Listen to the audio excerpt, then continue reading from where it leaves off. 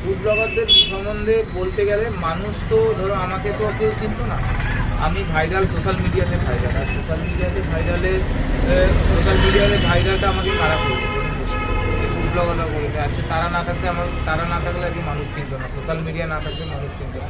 আজকে এই শুভ দিনে যদি তাদের কৃতজ্ঞতা না জানাই, তাদের যদি থ্যাংক ইউ না বলি, তাহলে সেটা মনে হবে কোথায় কিছু একটু কম কিছু করা। তো তাদের সম্মানের জন্যই আজকে এটা করা, এটা কাউকে দেখানোর কিছু নেই, এটা আমার মনের অন্তঃস্থল থেকে আমি এটা দিয়েছি, এখানে কিছু দেখাবার কিছু নেই। এরকম না যে আজকে ফুড ব্লগার আসছে, আজকে ওপেনিং দেখেছি পরে আবার খুলে দেবো, এরকম কোনো ব্যাপার নেই। আচ্ছা আচ্ছা আচ্ছা, দোকান মানে ওপেনিং সবাই আসবে কোন দিক থেকে, মানে কোন দিক থেকে বিরিয়ানি পাবে? বিরিয়ানি বুধবার থেকে চালু হয়ে যাবে। আচ্ছা। আর লাইভ করছে বুধবার থেকে বিরিয়ানি পাওয়া যাবে। আর 12:30 থেকে 12:30 থেকে পাবে বুধবার দিন থেকে, মানে সবাই বিরিয়ানি পাচ্ছে তাহলে। একদম। তাহলে খুব ভালো, খুব ভালো, একদম কথা।